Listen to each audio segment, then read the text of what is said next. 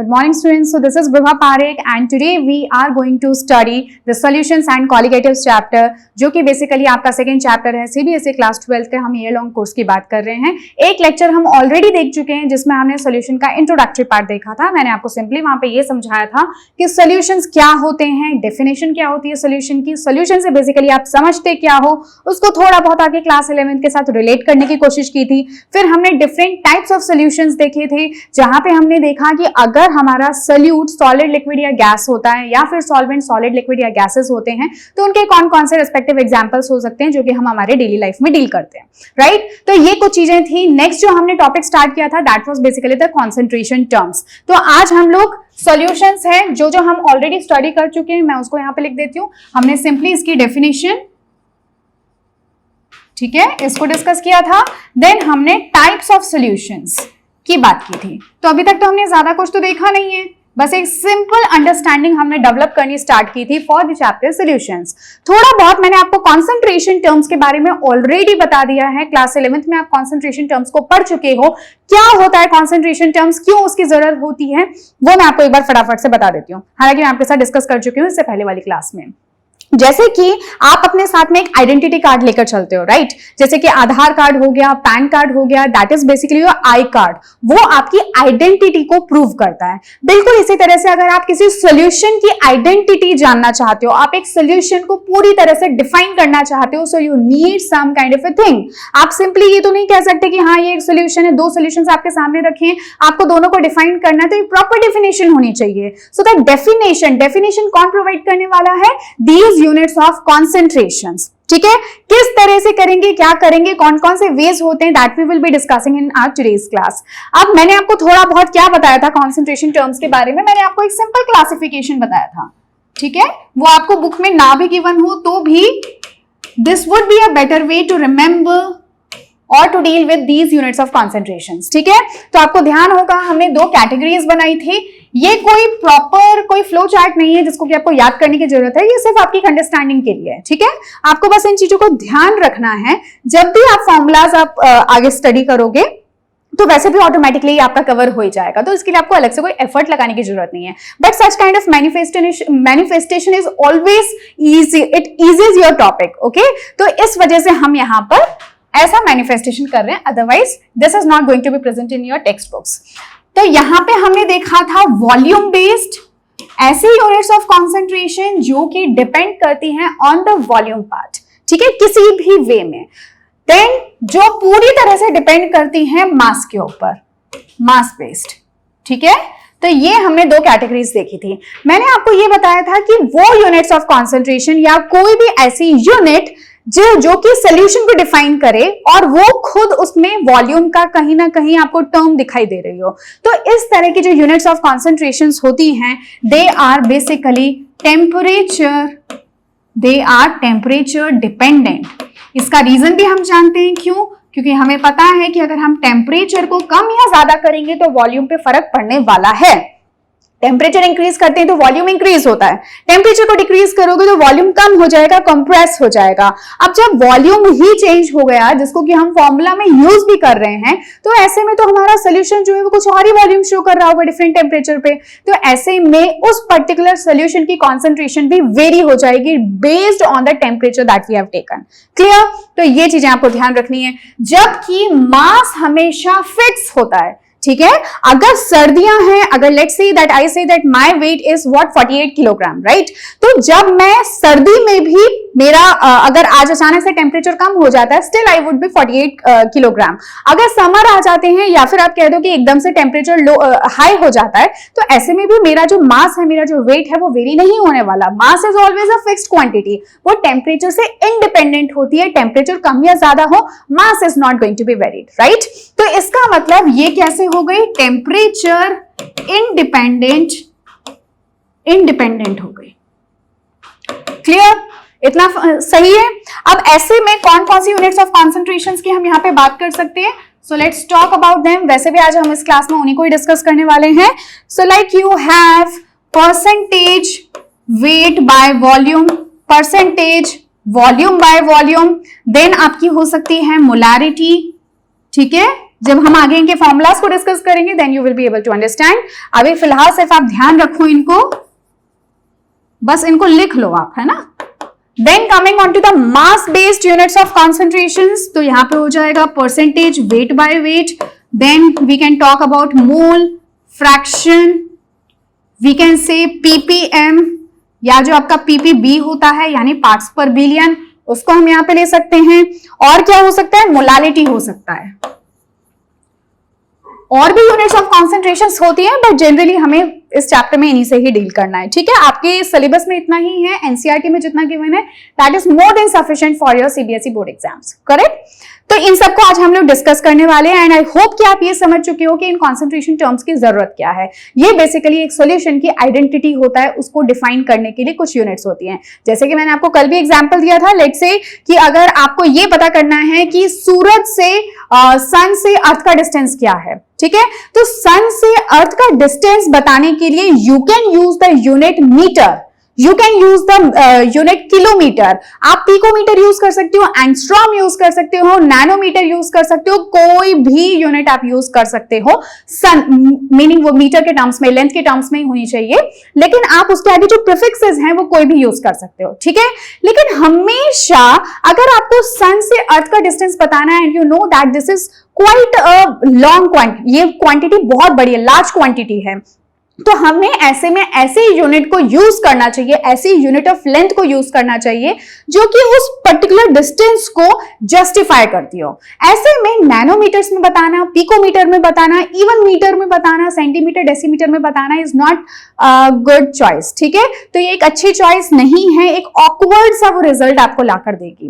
तो ऐसे में हमें क्या करना चाहिए, हमें कोई बड़ी प्रीफिक्स को यूज करना चाहिए, जैसे कि आप किलोमीटर यूज कर सकते हो या उससे भी जो बड़ी यूनिट्स है, प्रीफिक्सेस हैं, आप उनको यूज कर सकते हो। बिल्कुल इसी तरह से जब आप किसी भी सॉल्यूशन को डिफाइन करते हो तो उसको बताने के बहुत सारे तरीके हैं। ये मैंने आपको कुछ यहाँ पे यूनिट्स ऑफ कॉन्सेंट्रेशंस बताई हैं, यहाँ पे मैंने आपको 8 यूनिट ऑफ कॉन्सेंट्रेशंस बताई हैं। इसके अलावा भी और यूनिट्स ऑफ कॉन्सेंट्रेशंस होती हैं that you can use to define a certain solution.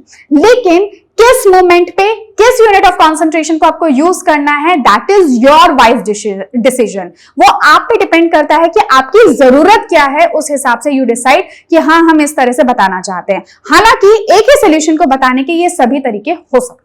Clear? So I hope this is fine. जब हम आगे जाके क्वेश्चन सॉल्व करेंगे this will become even more clear. अब कॉन्सेंट्रेशन टर्म्स के लिए यहां पे लिखा है it can be expressed either quantitatively और क्वालिटेटिवली, ठीक है। आई होप आप ये तो समझते हो क्वांटिटेटिव और क्वालिटेटिव में क्या डिफरेंस होता है। क्वालिटी से हमारा मतलब है कि कोई चीज कैसी है, क्वांटिटी से हमारा मतलब हो रहा है कोई चीज कितनी है। यानी कि अगर हम किसी सॉल्यूशन के टर्म्स में बात करें तो एक सॉल्यूशन को डिफाइन करने का जो परफेक्ट वे है वो हमेशा एक क्वांटिटेटिव एक्सप्रेशन में ही दिया जा सकता है। अब मैंने ऐसा क्यों कहा, आप खुद सोचो कि मैं आपको एक सॉल्यूशन दूं, ठीक है, मैंने आपको एक, ये मेरा कुछ एक ग्लास है, लेट्स से कि मैंने यहाँ पे किसी तरह का कोई शुगर सॉल्यूशन या कुछ बना रखा है, ठीक है, तो मैं इसको लिख देती हूँ यहाँ पे, let's say that this is what, this is a sugar solution. अब इस शुगर सॉल्यूशन के लिए मैंने कहा कि ये शुगर सॉल्यूशन क्या है, बहुत डाइल्यूट है, ठीक है। एक जगह पे मैंने कहा कि ये सॉल्यूशन कैसा है, डाइल्यूट है, और दूसरी जगह पे मैंने ये कहा कि इस पर्टिकुलर शुगर सॉल्यूशन की जो कॉन्सेंट्रेशन है वो कितनी है, 0.0001 मोल, ठीक है। सो आई होप आपको ये समझ में आ रही है दोनों चीजें। एक तरफ मैंने कहा कि ये सॉल्यूशन मेरा एक डाइल्यूट सॉल्यूशन है, जबकि दूसरी तरफ मैंने स्पेसिफाई कर दिया दैट ये इसकी कॉन्सेंट्रेशन कितनी है, 0.001 molarity. This represents to molarity. इसका मतलब इसके 1 लीटर सॉल्यूशन के अंदर 0.001 मोल नंबर ऑफ शुगर के मोल्स प्रेजेंट है, ठीक है। अगेन वापस बोलती हूँ, इसके 1 लीटर सॉल्यूशन के अंदर, भले ये खुद 1 लीटर ना हो, लेकिन हम ये बता रहे हैं कि अगर इसकी क्वांटिटी को 1 लीटर कर दिया जाता है, कॉन्सेंट्रेशन जो है वो उसकी कितनी रहने वाली है, this is going to be 0.001 molar. यानी कि 1 लीटर इस तरह के सॉल्यूशन के अंदर 0.001 मोल्स प्रेजेंट हैं शुगर के। क्लियर? तो ये अपने आप में अंडरस्टूड है कि इस तरह का सॉल्यूशन क्या होगा, डाइल्यूट ही होगा। जबकि जब हमने सिर्फ कहा था कि ये डाइल्यूट है तो हम ये नहीं कह रहे थे ना, अगर ये 0.001 की जगह पे 0.0015 भी होता तो भी वो डाइल्यूट ही होता। अगर ये 0.002 भी होता तो भी डाइल्यूट ही होता, अगर 0.005 भी होता तो भी डाइल्यूट ही होता।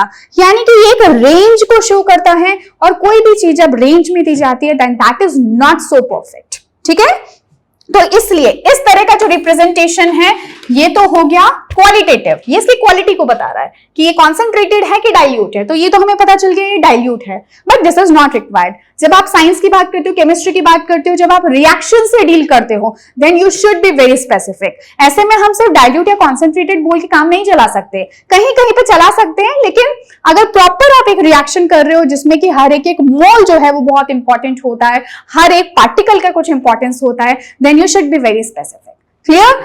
इसी तरह से जब आप टाइट्रेशन करते हो तो then also you need to be very specific. आप कोई एसिड बेस्ड रिएक्शन करा रहे हो, you should be very specific. ठीक है, तो ये हो गई आपके क्वांटिटेटिव एनालिसिस। आई होप आपको ये चीज समझ में आ गई है कि जैसे हम सिंपली बोलते हैं ना कि एक क्लास में कोई बच्चा है जिसके लिए हमने कहा कि ये बच्चा तो बहुत स्मार्ट है, ये बहुत ब्रिलियंट है। ठीक है, 2 बच्चे या 10 बच्चे हमारी क्लास में बैठे हैं, हमने किसी को बोल दिया कि ये तो स्मार्ट है, ये नहीं है, लेकिन ये कोई प्रॉपर तरीका नहीं है। हो सकता है कि एक स्टूडेंट जो है वो मैथ्स में ज्यादा बेटर हो, एक हो जो कि केमिस्ट्री में ज्यादा अच्छा हो। अब मैंने दूसरी तरफ क्या किया, मैंने अपनी 1 घंटे की क्लास ली और जस्ट उस क्लास के बाद में मैंने एक सरप्राइज टेस्ट ले लिया। उस सरप्राइज टेस्ट में एक बच्चे ने 99% मार्क्स लेकर आया वो केमिस्ट्री के अंदर, और दूसरा स्टूडेंट उसी में 40% लेकर आया। जस्ट मैंने क्लास के बाद लिया। Now I can say that this particular student is more smarter, this is more brilliant, उसका कंसंट्रेशन अच्छा है, उसकी ग्रैबिंग पावर अच्छी है, राइट? तो इस तरह से ये एक कंपैरेटिव स्टडी होती है, क्वालिटेटिव, जबकि क्वांटिटेटिव इज वेरी स्पेसिफिक। इसको किसी और से रिलेट करने की आपको जरूरत नहीं है, it is not a relative, but this is an absolute value and this is a relative value. Clear? तो ये चीज सबसे पहले आपको समझने की जरूरत है, and because this is more specific, ये बहुत परफेक्ट है, so in the whole chapter we will only be talking about the quantitative expression of the concentration terms. Qualitative की हम बात ही नहीं करेंगे, हम सिर्फ किसके बारे में बात करने वाले हैं, quantitative expressions of the concentration terms. Okay, तो ये है आपका क्या, quantitative expression of the concentration of the solution. यानी कि किसी सॉल्यूशन की कॉन्सेंट्रेशन को डिफाइन करने के लिए you need to give its quantitative expression. आपको ये बताना होगा कि उसके अंदर कितना सॉल्यूट की क्वांटिटी है, कितना सॉल्वेंट की क्वांटिटी है, सॉल्यूशन की क्वांटिटी है। क्लियर? अब कौन कौन से तरीके हो सकते हैं किसी भी सॉल्यूशन के यूनिट्स को बताने के, या कौन कौन से यूनिट्स हम यूज कर सकते हैं उसकी कॉन्सेंट्रेशन को बताने के लिए? तो वैसे तो बहुत सारे और भी यूनिट्स ऑफ कॉन्सेंट्रेशंस होते हैं, कुछ जो जनरली हम लोग केमिस्ट्री में up to your level practicals में भी जिनके साथ हम डील करते हैं वो मैंने यहाँ पे कुछ मेंशन कर रखे हैं। ठीक है, ये सब आपके सिलेबस में नहीं है, बट आई होप आपको ये सब पता होना चाहिए था, कहीं ना कहीं प्रैक्टिकल्स में आपके काम आ सकते हैं। Clear? So here we have percentage weight by weight, जिसको हम परसेंट वेट बाय वेट इस तरह से भी लिखते हैं, इसी को ही हम मास परसेंटेज भी कहते हैं। ठीक है, then coming on to the percentage weight by volume, जिसको हम परसेंटेज वेट बाय वॉल्यूम भी लिखते हैं, या मास बाय वॉल्यूम भी लिख सकते हो आप। Then percentage volume by volume, इसको हम इस तरह से लिखते हैं। क्लियर? ये सब क्या होता है इसको भी हम आगे डील करेंगे। Then we have parts per million. Clear? Then we have parts per billion. ठीक है, then we have mole fraction. Mole fraction को एक ये टर्म है जिसको कि हम काई बोलते हैं। ठीक है, ग्रीक टर्म है, तो ये होता है काई, एंड ये रिप्रेजेंट करता है मोल फ्रैक्शन, किसी एक पर्टिकुलर कंपोनेंट के मोल फ्रैक्शन को। Clear? Then we have what, we have molarity, we have molality. इसमें आपको ये ध्यान रखना है कि एक के अंदर R आता है जबकि दूसरे के अंदर L आता है। ठीक है, हालांकि डिफरेंस बस इतना सा नहीं है, एक बहुत ह्यूज डिफरेंस होता है मोलैरिटी और मोलैलिटी में, बट क्या होता है कई बार हम बोलते वक्त, प्रोनाउंस करते वक्त हम ढंग से थोड़ा प्रोनाउंसिएशन इधर उधर कर दें तो मोलैरिटी का मोलैलिटी बन जाता है, मोलैलिटी का मोलैरिटी बन जाता है, और दोनों के सिंबल में भी कोई बहुत ज्यादा डिफरेंस नहीं है, it is capital M and this is small m। ठीक है, लेकिन अगर आप इसकी डेफिनेशन देखोगे, इनका एक्सप्रेशन देखोगे, तो दे आर कंप्लीटली डिफरेंट। ठीक है, तो इसलिए आपको बिल्कुल भी कंफ्यूज नहीं होना इनमें। Then coming on to normality, so normality is represented with capital N। Clear? Strength को हम कैपिटल S से रिप्रेजेंट करते हैं, फॉर्मेलिटी को हम कैपिटल F से रिप्रेजेंट करते हैं, और भी बहुत सारी यूनिट्स ऑफ कॉन्सेंट्रेशंस होती है। ये कुछ मैंने आपको कॉमन यूनिट्स ऑफ कॉन्सेंट्रेशंस बताई हैं। अब हम इस पर्टिकुलर लेक्चर में कौन कौन सी यूनिट्स ऑफ कॉन्सेंट्रेशंस की बात करेंगे, हम सिर्फ उन यूनिट्स ऑफ कॉन्सेंट्रेशन के बारे में बात करेंगे जो आपके एनसीईआरटी में गिवन है। एनसीईआरटी के बाहर आपका कुछ भी नहीं आने वाला, ठीक है। So this is what we will be starting this and this.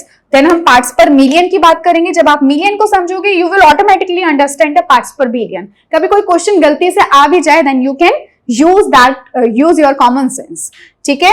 Then mole fraction very important. Mole fraction is very important. Molarity is very important. Molality is also important, ठीक है। And normality, strength और formality आपकी NCERT में given नहीं है, but yes they are quite very simple. Class 11th में भी आप ये चीज पढ़ के आ चुके हो। Clear?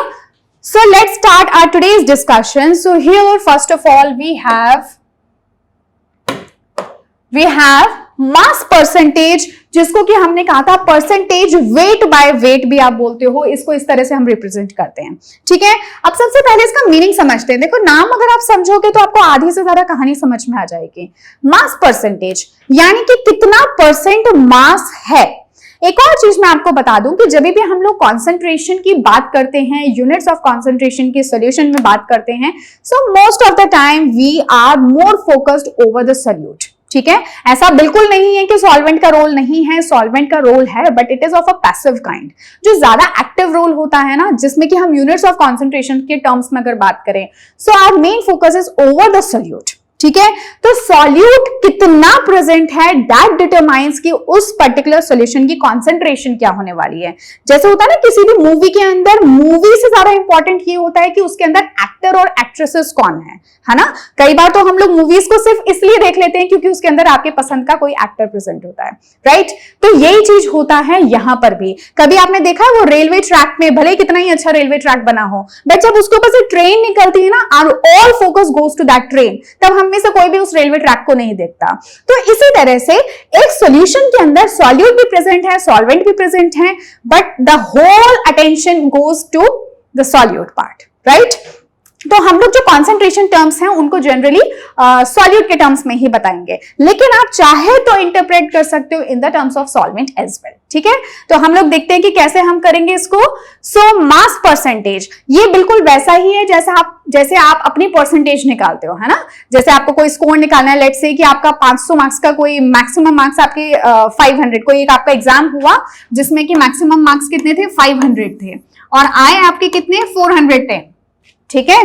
तो ऐसे में आप परसेंटेज कैसे निकालते हो, कितने आपने ऑब्टेन किए मार्क्स, कितने मैक्सिमम मार्क्स आप ऑब्टेन कर सकते थे, मल्टीप्लाइड बाय 100, ठीक है। तो ये कितना निकल के आएगा, सो दिस विल बी 82%, राइट। तो हम कह देंगे कि भाई 82% जो है ये हमारे मार्क्स है, ये हमारे परसेंटेज है। बिल्कुल इसी तरह से आप मास परसेंट निकालते हो, यहां पे आप अपने मार्क्स रखते थे, यहां पे मास रख दोगे, बस इतना सा फर्क है, ठीक है। कैसे करते हैं देखते हैं जरा।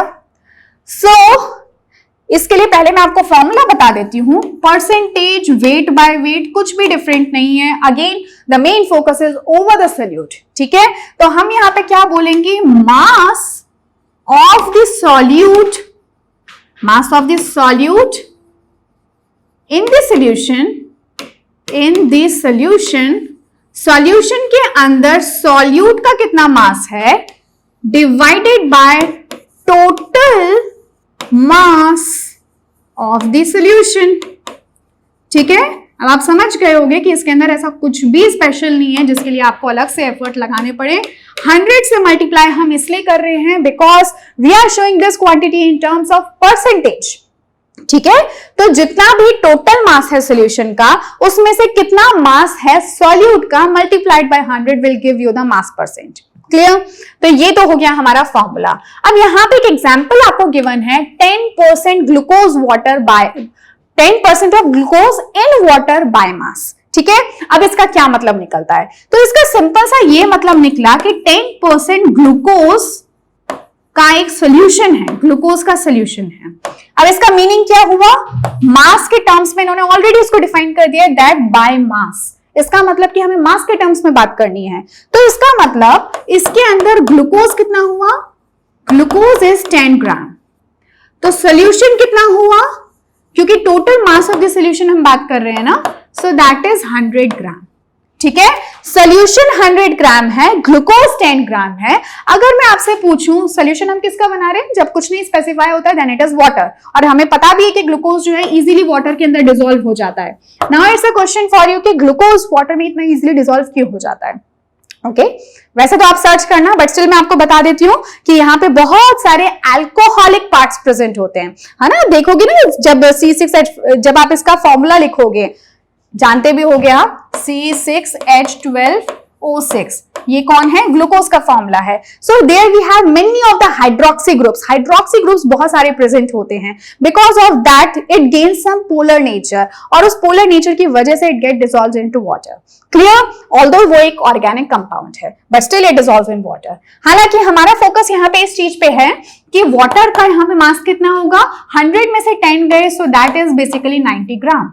क्लियर, तो ये कुछ छोटी छोटी सी बातें आपको ध्यान रखनी है। 10% बाय मास ग्लूकोज सोल्यूशन का मीनिंग है that glucose is 10 gram and solution is 100 gram, not water is 100 gram. Clear, okay. So after that we will be seeing some numericals over it, तब आप और समझ जाओगे। Then coming on to the volume percentage, बिल्कुल इसी तरह से जैसे आपने परसेंट मास को निकाला, अब मैं आपसे कहूं कि आप वॉल्यूम के टर्म्स में बात करो तो कुछ बदल जाएगा क्या, कुछ भी नहीं बदलेगा, it still will be the same. अब यहां पे क्या होगा, आप खुद से सोचो, परसेंटेज वॉल्यूम बाय वॉल्यूम। अब आप क्या करोगे, volume of the solute, volume of the solute in the solution, solution में सॉल्यूट का कितना वॉल्यूम है, ठीक है, divided by total volume of the solution, ठीक है, total volume of the solution. Same वही तो चीज हो गई, आपके कितने मार्क्स आए और टोटल मार्क्स कितने हो सकते थे, obtained marks divided by total marks into 100। Same वही, वॉल्यूम सॉल्यूट का कितना है, टोटल सॉल्यूशन का कितना वॉल्यूम है, मल्टीप्लाइड बाय 100। क्लियर है, तो ये हमारा फॉर्मूला किसका निकल के आ गया, परसेंटेज वॉल्यूम बाय वॉल्यूम का। अब यहां पे हमें कोई एक एग्जांपल गिवन है, 10% इथेनॉल सॉल्यूशन इन वाटर। अब आपको किस टर्म्स में बात करनी है, वॉल्यूम के टर्म्स में बात करनी है। इसका मतलब क्या हुआ, इसका मतलब ये हुआ कि इसमें 10 ml कौन प्रेजेंट है, इथेनॉल, इथेनॉल। क्लियर, और 100 ml कौन प्रेजेंट है, सॉल्यूशन। इसका मतलब ये होगा कि इथेनॉल और वाटर को मिलाकर टोटल है 100 ml। सिंपली अगर हम वाटर की बात करें then that will be 90 ml। Clear, तो ये छोटी छोटी सी बातें ध्यान रखनी है आपको। Then coming on to an example, ये है इथिलीन ग्लाइकॉल। इथिलीन ग्लाइकॉल जो है सबसे पहले आपको पता होना चाहिए क्या होता है।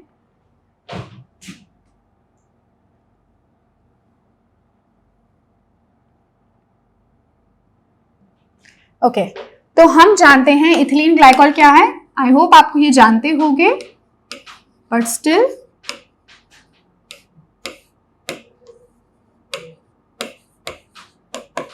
इस मॉलिक्यूल को हम कहते हैं इथिलीन ग्लाइकॉल।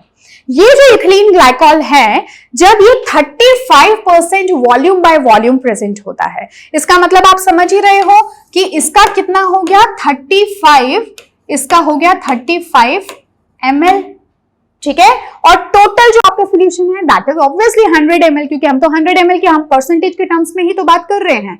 लेकिन जब 35 ml इथिलीन ग्लाइकॉल का वाटर में सोल्यूशन होता है, then what it acts like a antifreezing agent, it acts like a antifreeze. देखो एंटी फ्रीज का मतलब क्या हुआ, कोई ऐसी चीज जो कि फ्रीज ना होने दे, है ना, उसको एंटी फ्रीज कहेंगे। तो होता यह है कि जब आपकी जो कार्स वगैरह होती है ना, उनके इंजन चलने की वजह से इंजन जो है वो काफी ज्यादा गर्म हो जाते हैं, तो ऐसे में हम ये चाहते हैं कि हम उसके अंदर कोई इस तरह का सोल्यूशन ऐड करें जो कि उस इंजन को गर्म होने से बचाए, ठीक है, यानी कि उसको क्या करे, उसको ठंडा रखे, ज्यादा टाइम तक ठंडा रखे। तो ऐसे में हमें एक ऐसे एजेंट की जरूरत होती है जो उसके फ्रीजिंग, किसके, सॉल्वेंट के फ्रीजिंग पॉइंट को थोड़ा और कम कर दें। अब हमें पता है कि जो वाटर होता है ना, उसका फ्रीजिंग पॉइंट इन जनरल तो कितना होता है, 0 डिग्री सेल्सियस। 0 डिग्री सेल्सियस पे फ्रीज होना स्टार्ट हो जाता है। लेकिन जब हम 35% volume by volume ethylene glycol का सॉल्यूशन साथ में रखते हैं इंजन के, देन वाटर फ्रीजिंग, जो वाटर का फ्रीजिंग पॉइंट है वो डिक्रीज हो जाता है अप टू -17.6 डिग्री सेल्सियस। ठीक है, आगे जाके आप एक कॉन्सेप्ट पढ़ोगे जिसको हम कहते हैं डिप्रेशन इन फ्रीजिंग पॉइंट। जब हम किसी तरह की इंप्योरिटी को ऐड करते हैं, नॉन वॉलेटाइल इंप्योरिटी को ऐड करते हैं, तो ऐसे में जो फ्रीजिंग पॉइंट है वो डिप्रेस हो जाता है, यानी कि उसका डिप्रेशन हो जाता है। आगे जाके हम इसको पढ़ेंगे, but for now you should be aware that 35% volume by volume solution of ethylene glycol acts like a good anti freezing agent. Clear? तो ये आपको जरूर ध्यान रखना है, यहां से एक 1 मार्क क्वेश्चन आपसे एक्सपेक्ट किया जा सकता है कि आपको उसका आंसर आता हो। क्लियर? और इसी पॉइंट पे एक और बात मैं आपको बताना चाहती हूं, अगर परसेंटेज वॉल्यूम बाय वॉल्यूम निकालना है तो वी यूज दिस फॉर्मूला, लेकिन अगर हम यहां से 100 को हटा दें तो ऐसे में this becomes the volume fraction. ठीक है, यहां पे मैं कहीं लिख देती हूं, if someone ask you what is volume fraction, तो सिंपली आप क्या कहोगे, the volume of solute present in solution divided by total volume of solution। Clear है? तो ये आपका निकल के आ गया वॉल्यूम फ्रैक्शन। अगर इसी को आप 100 से मल्टीप्लाई कर दोगे then that will become percent volume by volume. Clear है? छोटी सी बात है। अगेन मैं आपको एक और चीज बता दूं कि हालांकि हम हर जगह सॉल्यूट के टर्म्स में बात कर रहे हैं, but this is not a definite thing. आप सॉल्यूट की जगह पे कंपोनेंट लिख सकते हो। If you want to find out the percentage volume by volume in terms of the solvent, तो ऐसे में हम यहाँ पे सॉल्यूट वाला फॉर्मूला तो यूज नहीं कर सकते। So sometimes in your book you will find component लिखा हुआ आपको मिलेगा। कंपोनेंट से हमारा मतलब है कि वो सॉल्यूट भी हो सकता है, सॉल्वेंट भी हो सकता है, सॉल्यूट भी हो सकता है, सॉल्वेंट भी हो सकता है, but most of the time we are only interested in the solute part. Clear?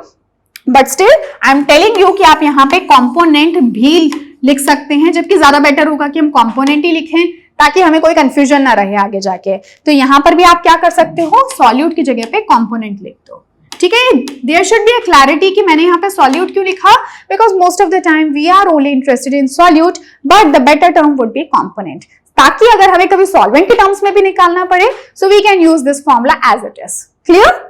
Okay, so I hope इतना फाइन है। एंड देन ऑल्सो अगर यहाँ पे मैं आपसे पूछूं कि मास फ्रैक्शन क्या है, ठीक है, मास फ्रैक्शन या फिर वेट फ्रैक्शन क्या है, तो आप 100 को हटा दो, that will become automatically the mass fraction. ठीक है, तो ऐसे में मैं यहां पे इसको लिख देती हूं साइड में कहीं पे, that percentage weight by weight is equal to mass fraction multiplied by 100। ठीक है, तो इससे आपको एक क्लैरिटी हो जाएगी कि मैं क्या बताना चाह रही हूं। इसी तरह से percentage volume by volume is equal to volume fraction multiplied by 100। Clear है? ओके, तो ये तो बात हो गई वॉल्यूम फ्रैक्शन, वॉल्यूम परसेंट की। Then coming on to mass by volume percentage. अब ये भी आपको समझ में अब तक तो आ गया होगा, अगर आप मास बाय मास परसेंट और वॉल्यूम बाय वॉल्यूम परसेंट को आपने अच्छे से सुना है, कि ऐसे में हम सॉल्यूट का वेट या किसी कंपोनेंट का वेट लेते हैं और पूरे सॉल्यूशन के वॉल्यूम की बात करते हैं। ठीक है, मल्टीप्लाइड बाय परसेंटेज, मतलब मल्टीप्लाई बाय 100।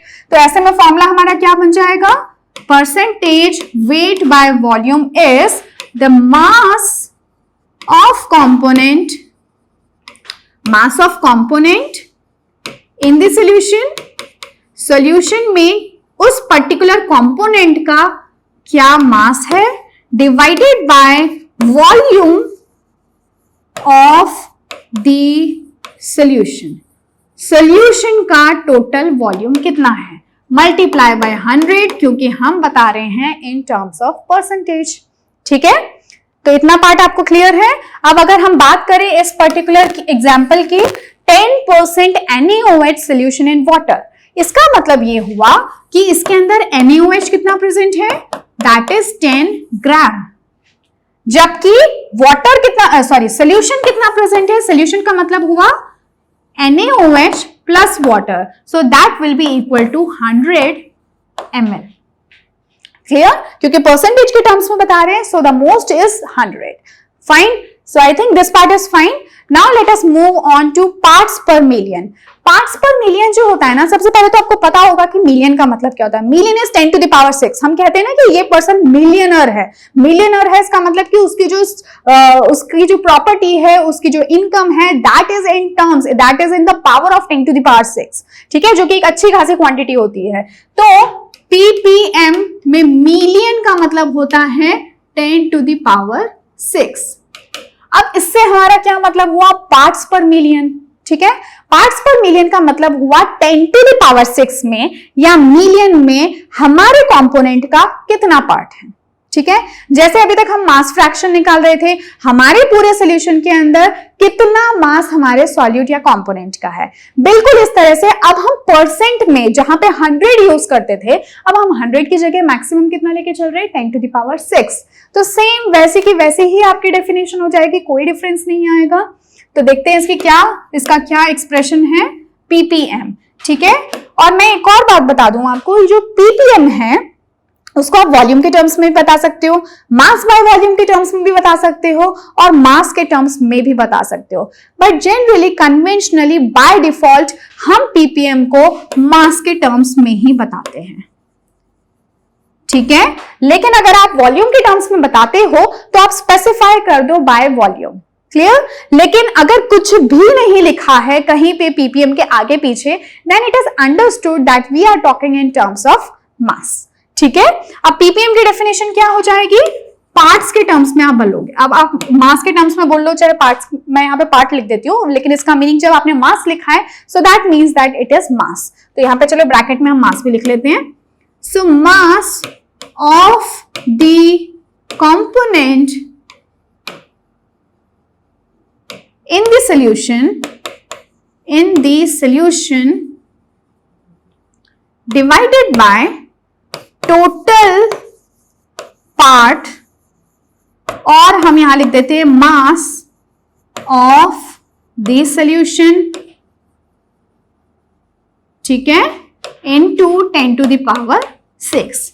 जैसे हम वहां पे 100 लिखते थे मास परसेंट में, वैसे ही हम यहाँ पे 10 टू द पावर 6 लिख रहे हैं, अदरवाइज और कोई डिफरेंस नहीं है। लेकिन एक चीज आपको ध्यान रखनी है कि जब ऑलरेडी हमारे पास में mass percent, mass by volume percent इतना कुछ था निकालने को, so why did we need this, हमें इसकी जरूरत ही क्या थी। तो जरूरत इसलिए थी क्योंकि कई बार क्या होता है कि आपका सॉल्यूट बहुत ही माइन्यूट क्वांटिटी में प्रेजेंट होता है with respect to that of the solvent. तो ऐसे में again it is more better way, it is a better way of representation. जैसे थोड़ी देर पहले मैंने आपको एग्जांपल दिया था, अगर आपको सन से अर्थ का डिस्टेंस फाइंड आउट करना है, तो ऐसे में आप क्या करोगे, क्या आप सेंटीमीटर के टर्म्स में बताओगे, क्या आप मिलीमीटर के टर्म्स में बताओगे, या आप नैनोमीटर, पिकोमीटर के टर्म्स में बताओगे। इट इज ऑलवेज गुड कि आप ऐसी कोई यूनिट को चूज करो जो कि उस डिस्टेंस को जस्टिफाई करती हो, राइट। तो हम लोग क्या करते हैं, किलोमीटर के टर्म्स में या फिर मीटर के टर्म्स में भी कई बार बता देते हैं। तो हम कोई बड़ी यूनिट्स को ही यहाँ पे चूज करते हैं, मेगा मीटर ले लो, आप गीगा मीटर ले लो, हेक्टोमीटर ले लो, इस तरह की यूनिट्स में आप जाते हो, राइट। तो इसी तरह से अगर आपको कोई एक ऐसा सॉल्यूशन गिवन है जिसके अंदर सॉल्यूट आपका बहुत कम क्वांटिटी में है, तो ऐसे में मोलारिटी के टर्म्स में बताना या परसेंटेज मास बाय मास के टर्म्स में बताना या मोलालिटी के टर्म्स में बताना, it creates some awkward results. तो ऐसे में हमने एक अलग ही यूनिट ऑफ कंसंट्रेशन को चूज किया है जो कि उस पर्टिकुलर पैरामीटर को जस्टिफाई करता हो, ठीक है। So that's why we call it as parts per million. अब इसका एक एग्जांपल मैं आपको देती हूं। यहां पे आपको गिवन है a litre of sea water. हम ये मान ले कि सी वाटर का हमने 1 लीटर लिया है। 1 लीटर इज इक्वल टू, अगर आप उसका एग्जैक्टली अगर मास पे करेंगे, सो this is around generally approx 1000 ग्राम। ये कितना है, एग्जैक्टली 1030 ग्राम है, बट आप अप्रोक्सीमेटली इसको 1000 ग्राम ले सकते हो, बिकॉज जो डेंसिटी होती है वाटर की, it is almost equal to 1, ठीक है। So contains about 6 × 10 to the power -3 gram of the dissolved oxygen. हमें पता है कि पानी के अंदर ऑक्सीजन डिसॉल्व होती है, हमने टाइप्स ऑफ सॉल्यूशंस में भी इसको डिस्कस किया था, राइट। लेकिन कितनी ऑक्सीजन डिसॉल्व होती है, 1 लीटर सी वाटर के अंदर 6 × 10⁻³ इतने ही ग्राम ऑक्सीजन डिसॉल्व होती है। यानी आप देख रहे हो डिफरेंस इज अबाउट 10⁻⁶ मिलियंस में डिफरेंस है ना। So because this is 10⁻³ and this is what 6 into 10 to the power -3, यानी जो डिफरेंस है वो मिलियंस के फ्रैक्शन में है। ओके, तो 1 लीटर के अंदर इतना कम ऑक्सीजन डिसॉल्व फॉर्म में प्रेजेंट होता है, तो ऐसे में इसको मास परसेंट के फॉर्म में बताना थोड़ा सा सही नहीं है। So that's why we use a different quantity which is known as parts per million. Clear? और मिलियन यहाँ पे कितना है 10 to the power 6, बिकॉज ये जो डिफरेंस है वो भी 10 to the power 6 में ही फॉल कर रहा है। सो आई होप आप समझ गए हो। Such a small concentration is also expressed as, exactly जब आप इसको फाइंड आउट करोगे, so this will come out to be 5.8 gram पर 10 to the power 6 gram of the solution. Clear? तो ये चीजें आपको ध्यान रखनी है। देन द कॉन्सेंट्रेशन, इसी तरह से जब आप वाटर के अंदर या फिर एटमॉस्फेयर में पॉल्यूटेंट्स को फाइंड आउट करते हो, यानी कि कितना पॉल्यूशन प्रेजेंट है, कितना पॉल्यूटेंट प्रेजेंट है, so that pollutant is very minute in quantity. हालांकि that pollutant in that minimal quantity is also hazardous to us, right? जैसे कि हम लोग पढ़ते हैं ना कि जो आपके सल्फर के ऑक्साइड्स होते हैं, नाइट्रोजन के ऑक्साइड्स होते हैं, कार्बन मोनोऑक्साइड है, they are very dangerous to us, लेकिन वो प्रेजेंट बहुत ही माइन्यूट क्वांटिटी में होते हैं। एटमॉस्फेयर के अंदर जितना परसेंटेज ऑक्सीजन का है 21%, नाइट्रोजन का है 70%, तो इतनी ह्यूज क्वांटिटी में ये पॉल्यूटेंट्स एटमॉस्फेयर में प्रेजेंट नहीं है। They are present in a very minute quantity, हालांकि वो उतनी माइन्यूट क्वांटिटी में भी हमारे लिए बहुत डेंजरस है, राइट? तो ऐसे में अगर हमको उनकी क्वांटिटी को एक्सप्रेस करना है, उनकी कॉन्सेंट्रेशन को एक्सप्रेस करना है, so we need a certain unit of concentration that justifies that particular range. ठीक है, तो इसलिए हम उसको किस टर्म्स में बताते हैं? पीपीएम के टर्म्स में, या तो हम माइक्रोग्राम पर मिलीलीटर भी बोल सकते हैं, या फिर आप सिंपली पीपीएम बोल दो। क्लियर? तो ये चीजें आपको ध्यान रखनी है। पीपीएम में बस इतना सा ही फर्क है। बहुत डाइल्यूट सोल्यूशन, एक्सट्रीमली जो डाइल्यूट सोल्यूशंस होते हैं, उनके लिए we use this quantity of parts per million. अब अगर इससे भी ज्यादा आपका सोल्यूशन डाइल्यूट होगा, then we will go to parts per billion, जो कि क्या होता है 10 to the power 9। जैसे 10 to the power 6 में होता था, वो 10 to the power 9, यानी कि वो सोल्यूशन तो बहुत ही ज्यादा आपके डाइल्यूट होने वाले हैं। Clear?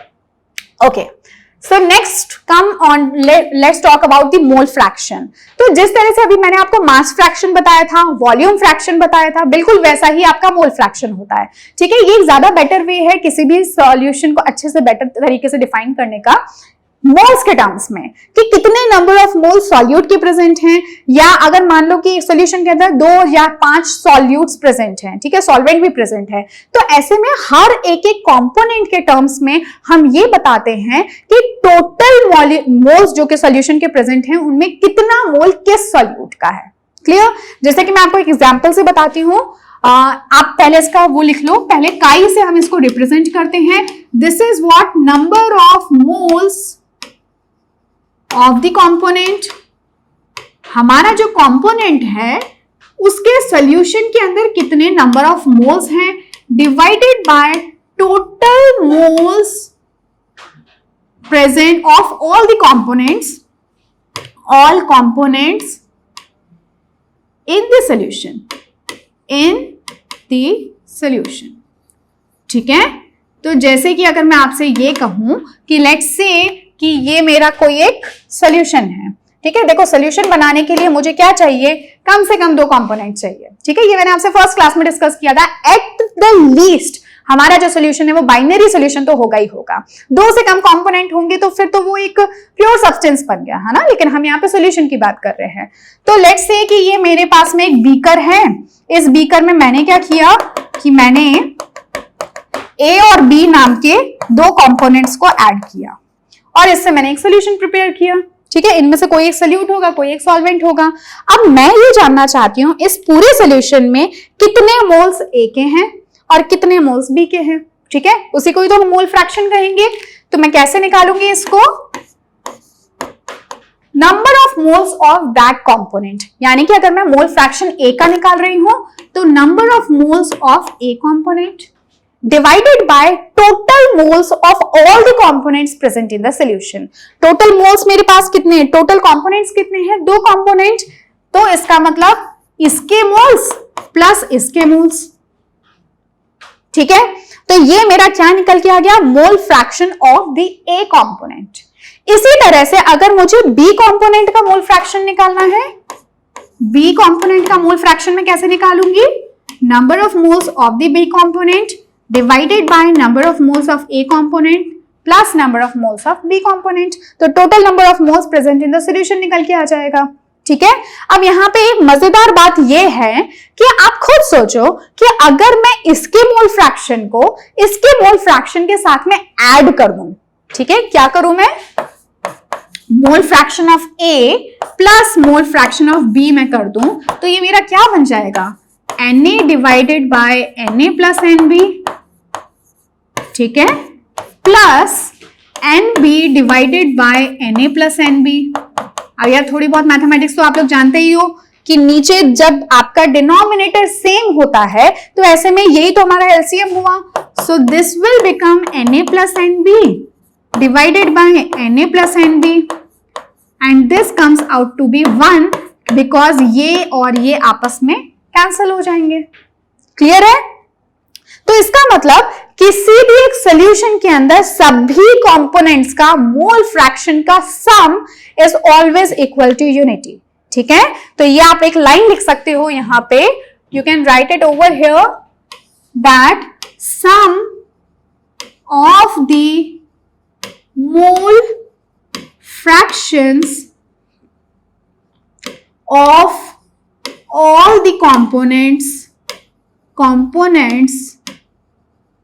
in the solution is equal to what? It is equal to unity।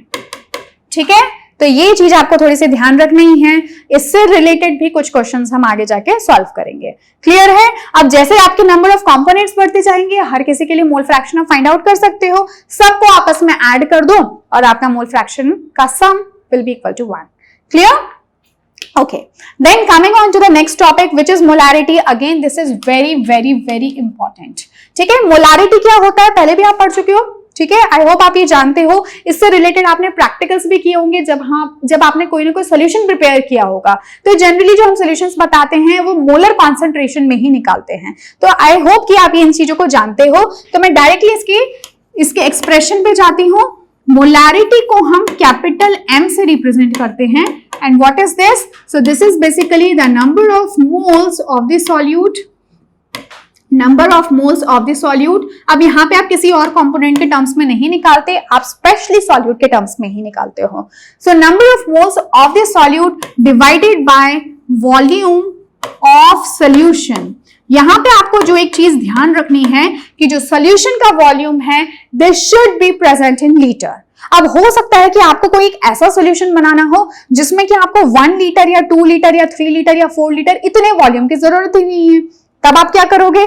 तब आप बहुत सिंपली यूनिट कन्वर्जन जानते हो। आपको पता है कि ml को लीटर में कैसे चेंज करते हैं या लीटर को मिलीलीटर में कैसे चेंज करते हैं। अगर आपका वॉल्यूम मिलीलीटर के टर्म्स में होता है so you will simply divide this volume with 1000 ताकि वो किस में कन्वर्ट हो जाए? लीटर में।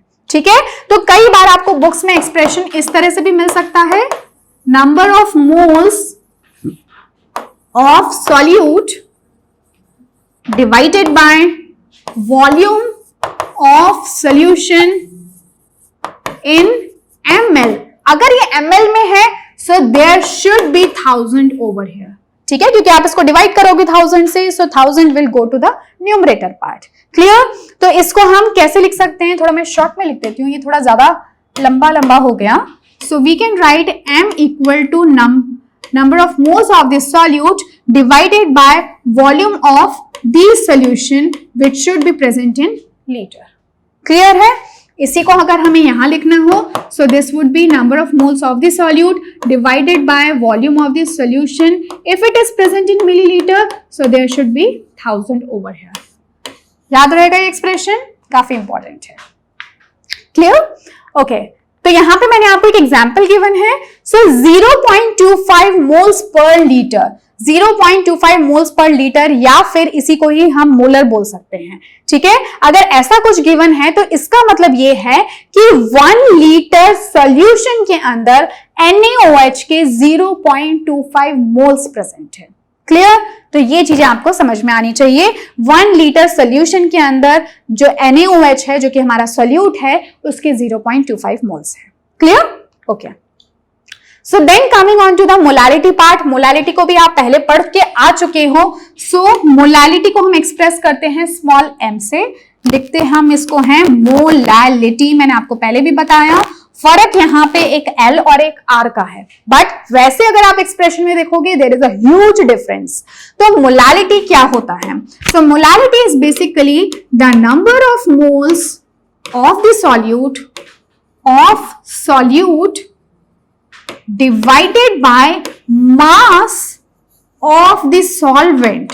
ये आपको बहुत बहुत बहुत ध्यान से यहां पे देखना है कि यहां पे एक तो हम मास के टर्म्स में ले रहे हैं, एक तो हम मास की बात कर रहे हैं, और दूसरी हम यहां पे सॉल्वेंट की बात कर रहे हैं, ना कि सॉल्यूशन की। अभी तक हमने जितनी भी यूनिट्स ऑफ कॉन्सेंट्रेशंस देखी, सब में हम डिनोमिनेटर में सॉल्यूशन को लेते थे, लेकिन मोलालिटी में जब हम बात करते हैं, so we talk in terms of the solvent's mass. ठीक है? तो ये एक इंपॉर्टेंट चीज है जो कि आपको ध्यान रखनी है, and this is how this becomes completely different from that of molarity. Clear? अब इसी को थोड़ा सा मैं शॉर्ट में लिख देती हूं। शॉर्ट में हम कैसे लिखेंगे? तो m is equal to number of moles of this solute divided by mass of this solution. Weight भी लिख सकते हो या W भी लिख सकते हो, m भी लिख सकते हो, but the important thing is कि ये किलोग्राम में है and this is for the solvent. ठीक है? अगर ये किलोग्राम में नहीं होता, या हम एक ऐसा मोलर सॉल्यूशन बनाना चाहते हैं जो कि जिसमें जो सॉल्वेंट है वो कुछ लेट्स से कि ग्राम्स में है, लेट्स से कि मेरे को 500 ग्राम का ही कोई सॉल्यूशन बनाना है, तो ऐसे में मैं क्या करूंगी, इसको हम 1000 से मल्टीप्लाई कर देंगे। यानी ये जो पार्ट है इसको हमने डिवाइड किया, so this comes out to be multiplied by 1000 and this is mass of this solvent in grams. ठीक है? तो ये चीजें आपको थोड़ी बहुत बेसिक चीजें हैं, ये आपको आती भी होंगी और ये समझना इंपॉर्टेंट है। So here we have given an example 1 mole per KG. अगर आपको कोई ऐसा सोल्यूशन गिवन हो, या इसको हम 1 मोलल भी बोल सकते हैं, तो इसका मीनिंग ये हुआ किसका सोल्यूशन है? KCl का। तो इसका मतलब कि इसके 1 केजी सॉल्वेंट के अंदर, सॉल्वेंट कौन होगा? वाटर होगा। ठीक है? तो इसके 1 केजी वाटर जैसे सॉल्वेंट के अंदर KCl के कितने मोल्स हैं? So that is equal to 1 mole in 1 kilogram of the water. ठीक है? तो ये कुछ अंडरस्टैंडिंग्स आपको डेवलप करनी होगी for these simple units of concentrations. So we are done with the units of concentration. Now we have some of the questions related to them. देखो knowledge होना तो बहुत important है, but knowledge को apply कैसे करना है, that is also very important. That is the only thing which is important, right? तो यहाँ पे कई सारे questions हैं जिसमें कि आप सभी के सभी units of concentrations को एक से दूसरे में interchange करना सीखोगे. So I will be talking about this now.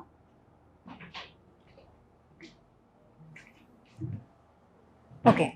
So the now first question for us is a solution of, ये N नहीं A होगा, so a solution of HNO3 यानी कि nitric acid is 5% weight by weight. ठीक है? ये हमें given है. Find the mass of the HNO3 present in 100 ml of the solution if the density of the solution is given to be 1.4 gram per meter cube. Okay? तो अब इसको हमें कैसे सॉल्व करना है? पर ml, right? तो यहाँ पे परसेंटेज वेट बाय वेट का आप सबसे पहले फॉर्मूला लिखो। जो भी आपको गिवन है सबसे पहले आप उसका फॉर्मूला लिखो, आगे का क्वेश्चन कैसे सॉल्व करना है ऑटोमेटिकली आपको पता चल जाएगा। परसेंटेज वेट बाय वेट हमें पता है क्या होता है, so that is basically the mass of the solute या कंपोनेंट। तो यहाँ पे हमारा कंपोनेंट कौन है? नाइट्रिक एसिड है। So the mass of HNO3 divided by क्या होता है? मास ऑफ द सॉल्यूशन। ठीक है? मास of the solution multiplied by 100। अब देखो हमें फाइंड आउट क्या करना है, तो अ सॉल्यूशन ऑफ HNO3%, हमें ये चीज तो ऑलरेडी गिवन है। ठीक है? Find the mass of HNO3, यानी ये चीज ऐसी है जिसको कि हमें फाइंड आउट करना है। ठीक है? इतना तो हमें क्लियर हो गया कि हमें क्या फाइंड आउट करना है। तो देखो परसेंटेज वेट बाय वेट की जगह पे मैं क्या लिख देती हूँ? 5 लिख देती हूँ। इसको लेट से मैंने x लिख दिया। अब मास ऑफ द सॉल्यूशन तो मुझे नहीं पता, लेकिन क्या कुछ और है जो कि मुझे गिवन है सॉल्यूशन में? So yes, I have been given the 100 ml of the solution. Solution का वॉल्यूम मुझे गिवन है और सॉल्यूशन की डेंसिटी भी मुझे गिवन है, और आप बहुत अच्छे से जानते हो that density is equal to mass by volume. ठीक है, अब यहां से मैं मास निकाल सकती हूं। So mass is what? Density into volume. अब डेंसिटी कितनी गिवन है? सो दैट इज 1.4 ग्राम पर ml। जो मेरा वॉल्यूम है वो भी ml में ही है, तो मुझे कोई यूनिट कन्वर्जन करने की जरूरत नहीं है। So this will be how much? So this will be 100। अब इसको सॉल्व कर लो। So this comes out to be 140। ठीक है, 140 मेरा क्या हो गया? ग्राम। अब ये मेरे सोल्यूशन का मास हो गया। सो दिस इज व्हाट? 140। x यहां से फाइंड आउट कर लो, 5 इंटू 140 बाय 100। कोई प्रॉब्लम नहीं है इसके अंदर। ठीक है, सिंपली जब आप इसको सॉल्व करोगे so you will get your answer and this comes out to be 7 gram. ठीक है, जब आप इसको सॉल्व करोगे so this comes out to be 7 gram. ठीक है, ये 700 ये हो जाएगा एंड दिस विल बी 100 से 0 कैंसिल हो जाएंगे, this comes out to be 7 gram. Clear? तो ये 7 ग्राम क्या हुआ? सो 7 ग्राम सेज दैट उसके अंदर 100 ग्राम सॉल्यूशन के अंदर 7 ग्राम किसका मास है? HNO3 का, यानी कि नाइट्रिक एसिड का। So this is the meaning of this कि 7 ग्राम HNO3 प्रेजेंट है कितने में? 100 ग्राम HNO3 के सॉल्यूशन में। ठीक है, so then it means 5% weight by weight. Clear? Okay. So now the next one is a sugar solution is 10% weight by weight. ठीक है, अगेन हमें weight by weight का ही क्वेश्चन है। Find the weight by volume percent if the density of the solution is 1.2 gram. तो ये है जो कि मुझे फाइंड आउट करना है। तो परसेंटेज वेट बाय वॉल्यूम का फॉर्मूला हम लिख देते हैं। So weight of the solute, solute कौन है यहाँ पे? शुगर है, डिवाइडेड बाय वॉल्यूम के टर्म्स में निकालना है। सो वॉल्यूम ऑफ किसका? सॉल्यूशन का इनटू 100। अब देखो आपको फाइंड आउट क्या करना है। So you need to find out this particular value. अब आप देखो कि आपको क्या क्या गिवन है। क्या आपको शुगर का वेट गिवन है? तो हमें शुगर का वेट तो नहीं गिवन, लेकिन हमें उससे रिलेटेड कुछ आइडिया जरूर दिया गया है। 10% वेट बाय वेट। तो इसका मतलब क्या हुआ कि इसके अंदर शुगर का मास कितना है, वेट कितना हो गया यहाँ पे? सो that is how much? 10 gram. Clear है अब तो? और इसी तरह से जो सॉल्यूशन है उसका वेट कितना है? सो दैट इज 100 ग्राम। अब हम इसका मीनिंग तो समझते हैं, राइट? तो अब हम ऐसे में क्या कर सकते हैं, यहाँ पे मैं अगर लिख दूं 10 ग्राम। अब वॉल्यूम क्या मुझे गिवन है? No, it is not been given to me, लेकिन डेंसिटी मुझे गिवन है। तो अगेन आप वही फॉर्मूला यूज करो, density is mass by volume. मुझे फाइंड आउट क्या करना है? वॉल्यूम। तो वॉल्यूम कैसे फाइंड आउट करोगे? That will be mass by density. Mass कितना है सोल्यूशन का? So it is 100 gram. और डेंसिटी कितनी गिवन है? सो दिस इज 1.2 ग्राम पर ml। दोनों खैर ml के तो यहाँ पे नहीं है, यहाँ पे आपको डेंसिटी गिवन है ग्राम्स पर ml, तो दोनों ग्राम्स में है, तो हमें कोई यूनिट कन्वर्जन करने की जरूरत नहीं है। सिंपली मैं क्या करूंगी, इस वैल्यू को इधर पुट कर दूंगी। सो this will B 1.2 and this will be 100। कोई दिक्कत नहीं है, सिंपल सी चीज है। कैलकुलेशन कैसे करोगे? सो दिस 100, इसको हम कैसे लिख सकते हैं? फाइनल स्टेज में मैं इसको इस तरह से लिख सकती हूँ, है ना? 100 इंटू 100, तो ये और ये कैंसिल हो जाएगा एंड दिस विल, ये 10 इधर चला जाएगा, सो 10 will be cancel with this, so this will come out to be 12%। Clear है? सिंपल सी कैलकुलेशन थी, सिंपल सा क्वेश्चन था। थोड़ा सा आपको दिमाग बस ये लगाना था कि परसेंटेज वेट बाय वेट से आप क्या क्या इंफॉर्मेशन गैदर कर सकते हो। Clear? Okay. Then coming on to the next question, 10 gram sucrose solution is dissolved in 100 gram of water. Find percentage weight by weight. ठीक है, ये तो बहुत ही सिंपल क्वेश्चन है। सुक्रोज जो कि हमारा क्या है? Solute. This is how much? 10 ग्राम हमें गिवन है। Dissolved in 100 gram of water, तो वाटर मुझे कितना गिवन है?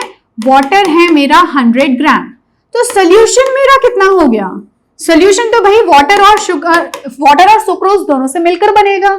इसका मतलब अगर वाटर 100 है, सुक्रोज 10 है, so this will B 10 plus 100 that is 110 ग्राम। बस इतनी सी इंफॉर्मेशन आपको यहां से निकालनी थी। So find percentage weight by wait. कैसे निकालते हो परसेंटेज वेट बाय वेट? तो हम क्या करते हैं उसके लिए, वेट ऑफ सुक्रोज, यहाँ पे सुक्रोज गिवन है तो मैं सुक्रोज लिख देती हूँ, divided by weight of the solution. हमें सॉल्वेंट से मतलब नहीं है, हमें सोल्यूशन के मास से मतलब है। है ना। तो वेट ऑफ सुक्रोज कितना है 10/110, ठीक है, जो कि हमने यहां निकाला, मल्टीप्लाइड बाय 100। अब इसको आप फर्दर सॉल्व कर लेना, you will get your answer in percentage weight by weight. Clear. तो ये भी बहुत सिंपल सा क्वेश्चन था, सिंपल सी कैलकुलेशन थी। Then coming on to the next question, so calculate a mole fraction of ethylene glycol. अभी याद करो हमने थोड़ी देर पहले इथिलीन ग्लाइकॉल को डिस्कस किया था एंटी फ्रीजिंग एजेंट के रूप में, राइट। तो उसी से रिलेटेड कुछ क्वेश्चन है, जबकि यहाँ पे 20% कुछ और percentage criteria. I am just reminding you कि हमने इथिलीन ग्लाइकॉल को कहाँ पे याद किया था, ठीक है। That was 35% volume by volume solution. यहाँ पे क्या क्वेश्चन है, calculate the mole fraction of ethylene glycol, जिसको कि आपने कंडेंस्ड फॉर्म में इस तरह से लिखा है, in a solution containing 20% of C2H6O2 यानी कि इथिलीन ग्लाइकॉल बाय मास, ठीक है। तो ये इंफॉर्मेशन आपको गिवन है 20% वेट बाय वेट।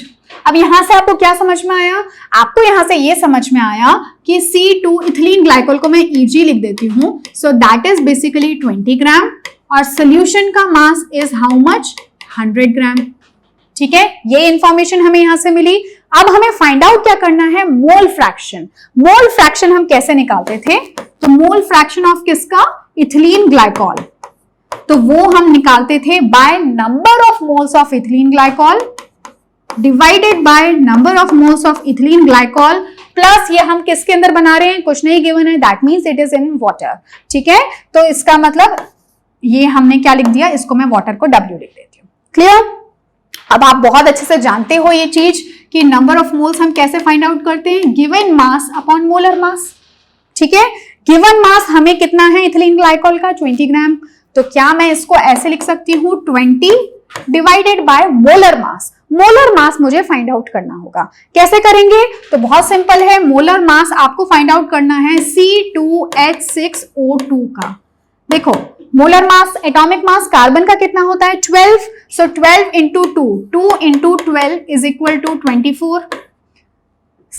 6 मेरे पास क्या है, 6 इज 6 इंटू 1 हमें पता है एटॉमिक मास होता है हाइड्रोजन का, so this will be equal to 6। Oxygen मेरे पास 2 हैं, हर एक का 16 होता है, सो दिस विल बी 32। कितना हो गया 10 2 यानी कि 2 हो गया, एंड दिस इज व्हाट 62।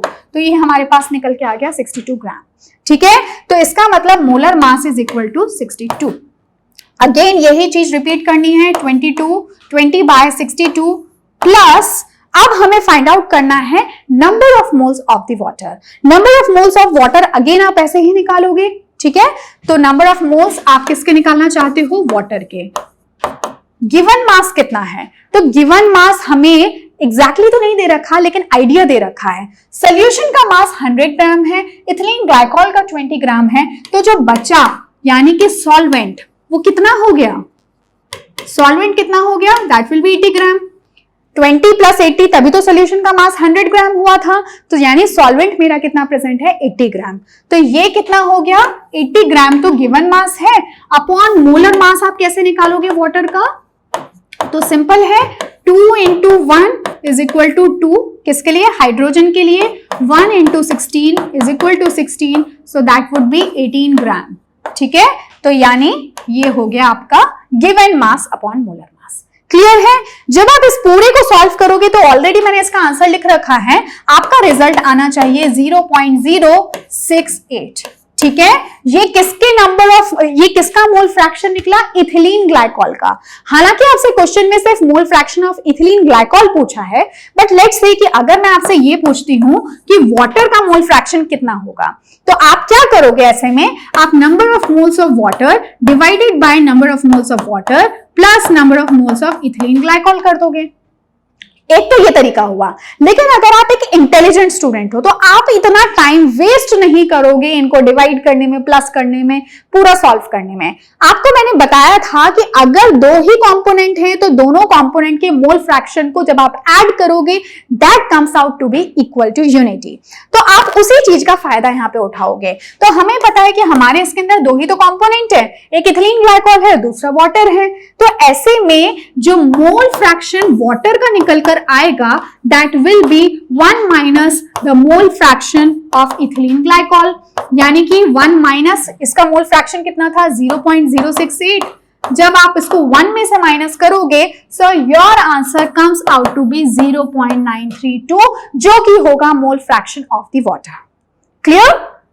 तो इस तरह से आपको इस तरह के क्वेश्चंस को डील करना होता है। इसको मैं थोड़ा सेपरेट कर देती हूँ। ये हालांकि आपको ये सब चीजें आती होंगी कि मोलर मास किस तरह से निकालते हैं। क्लियर? तो ये आपका बेसिक सोल्यूशन हो जाएगा इस तरह के क्वेश्चंस को डील करने में। क्लियर? Okay, then coming on to the next question. 10 gram NaOH is present in 100 ml of the solution. Find the percent weight by weight if the density of the solution is 1.2 gram per ml. इस तरह का question हमने पहले भी solve किया था, so this is not a big deal for you. NaOH कितना है? 10 ग्राम, ठीक है, और सोल्यूशन कितना है? 100 ml, ठीक है। निकालना हमें क्या है? परसेंटेज वेट बाय वेट, और एक्स्ट्रा इंफॉर्मेशन हमें डेंसिटी की गिवन है, दैट इज 1.2 ग्राम पर ml। Percentage weight by wait का फॉर्मूला आप लिख लो। अब तक तो आप इसमें मास्टर हो गए होगे, है ना, तो ये तो आप खुद से ही सॉल्व कर लोगे, कोई दिक्कत नहीं है इसमें। So mass of the NaOH divided by mass of the solution into 100, ठीक है। मास हमें सॉल्यूट क्या NaOH का कितना गिवन है? 10 ग्राम। सॉल्यूशन का मास हमें नहीं पता, लेकिन हमें एक्स्ट्रा इंफॉर्मेशन गिवन है। वो इंफॉर्मेशन क्या है? Density is equal to mass by volume. Mass कितना हो जाएगा? Density into volume. डेंसिटी कितनी गिवन है? 1.2, और वॉल्यूम कितना गिवन है? 100 ml। So this will be how much? 120, ठीक है। 120 क्या हो गया? Gram. So this is what? 120, ये निकल के आ गया हमारे पास। आप इसको सिंपली यहाँ पे एग्जैक्ट 1.2 इंटू 100 करके भी कर सकते हैं। सो दिस इज 10 बाय 120 जो कि इस सोल्यूशन का मास है, मल्टीप्लाइड बाय 100। इसको सॉल्व कर लो, जो भी आपका आंसर आएगा that will be the percentage weight by weight of NaOH present in this solution of 100 ml, ठीक है, या फिर 100 ग्राम्स में कह दो जब हम परसेंटेज वेट बाय वेट के टर्म्स में कह रहे हैं। फाइन, तो ये तो बहुत सिंपल सा क्वेश्चन था। Then coming on to the next one, calculate the molarity of the solution containing 5 gram of NaOH in 450 ml of the solution, ठीक है। क्या क्या गिवन है मुझे एक NaOH का सोल्यूशन गिवन है जिसके अंदर NaOH प्रेजेंट है 5 ग्राम, ठीक है, और सोल्यूशन का जो वॉल्यूम है वो कितना है? That is 450 ml। तो ऐसे में मुझे बताना है कि मेरे सोल्यूशन की मोलारिटी क्या है, ठीक है। तो मोलारिटी हमें पता है, the number of moles of the solute divided by volume of the solution in liter। Clear? यही मुझे फाइंड आउट करना है। नंबर ऑफ मोल्स मैं सॉल्यूट के कैसे निकालूंगी? तो नंबर ऑफ मोल्स हम कैसे निकालते हैं? गिवन मास अपॉन मोलर मास, ऐसे ही निकालते हैं। गिवन मास मेरे पास कितना है? 5, और मोलर मास आप सोडियम हाइड्रोक्साइड का अलग से निकाल लो। क्या कैसे निकालेंगे? मोलर मास ऑफ NaOH, ठीक है। तो सोडियम का कितना होता है? 23, एक ही पार्टिकल, एक ही एटम है, so this will B 23। Oxygen का होता है 16, एक ही एटम है, so this is 16। And hydrogen का 1 होता है, एक ही है, इसलिए 1। ये हो गया 6, 7, 8, 9, 10, और ये आ गया आपके पास में 40 ग्राम, ठीक है। तो नंबर ऑफ मोल्स मेरे कितने आ गए? 5/40। सो this will B 5/40 divided by solution का वॉल्यूम कितना गिवन है? 450 ml। मैंने आपको पहले भी बताया था, ये चीज आपको हमेशा ध्यान रखनी है, that the solution should be present in the terms of litre. अगर लीटर में नहीं है, अगर मिलीलीटर में है, अगर आपके सॉल्यूशन का वॉल्यूम कम लिया है, आपको बहुत ज्यादा ह्यूज क्वांटिटी में सॉल्यूशन नहीं बनाना, तो ऐसे में आप इस लीटर ml को लीटर में कन्वर्ट करोगे, यूनिट का कन्वर्जन करोगे। तो 450 ml को अगर मैं लीटर में कन्वर्ट करना चाहती हूँ, यानी मिलीलीटर को मैं लीटर में कन्वर्ट करना चाहती हूँ, I need to divide that ml with that of 1000, ठीक है। तो ये बेसिक चीजें हैं, ये सब आप जानते भी हो, तो ज्यादा इसमें डिस्कस करने की जरूरत नहीं है।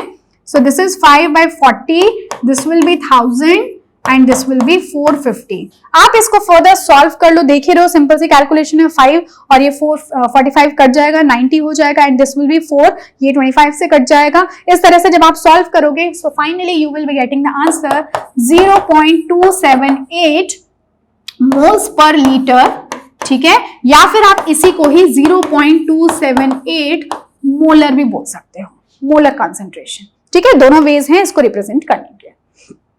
ओके, तो ये एक्स्ट्रा इंफॉर्मेशन थी and this is the final solution. Then moving on to the next question, calculate the molality. इस बार आपको मोलारिटी नहीं मोलालिटी ध्यान रखना इन चीजों का। Molality of 2.5 gram of the ethanoic solution. Ethanoic solution आपको गिवन है यानी कार्बोक्सिलिक एसिड है इस बार इन 75 ग्राम ऑफ द बेंजीन। इस बार हमारा जो सॉल्वेंट है वो बेंजीन है। इथेनोइक एसिड को आपको बेंजीन में डिसॉल्व करना है और ऐसे सोल्यूशन की मोलारिटी को फाइंड आउट करना है। तो इथेनोइक एसिड को मैं EA लिख देती हूं, तो इसका ये कितना गिवन है 2.5 ग्राम, ठीक है।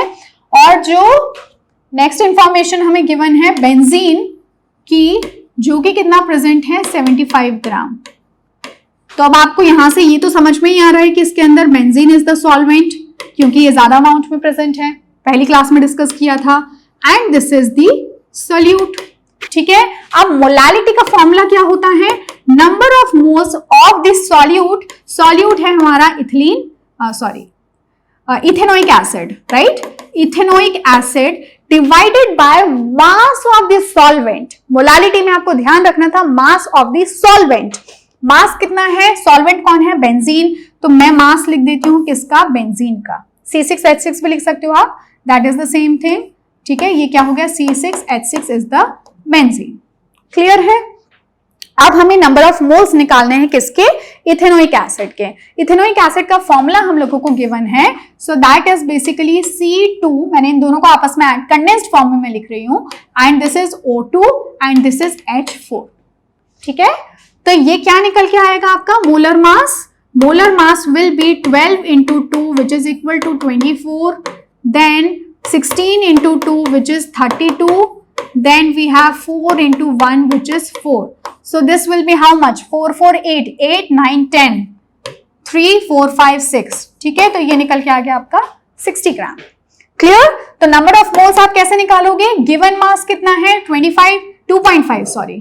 2.5 ग्राम डिवाइडेड बाय 60 ग्राम, ठीक है। एंड मास ऑफ, और ये मैंने आपको बताया था that should be present in kilogram. Mass of the benzene is how much, 675 ग्राम। तो 75 को अगर मुझे किलोग्राम में कन्वर्ट करना है तो मुझे 1000 से डिवाइड करना होगा। क्लियर। तो मैं इसको कैसे लिख सकती हूँ सिंपल वे में, so this is 1000 and this is how much 60 into 75। क्लियर। जब आप इसको कंप्लीटली सॉल्व करोगे then your molality comes out to be 0.556 mole per KG, या फिर आप इसी को सिंपली 0.556 मोलल कॉन्सेंट्रेशन भी कह सकते हो। मोलल ना कि मोलर, मोलल कॉन्सेंट्रेशन, ठीक है। क्या बोलेंगे इसको, we can call it as molal concentration.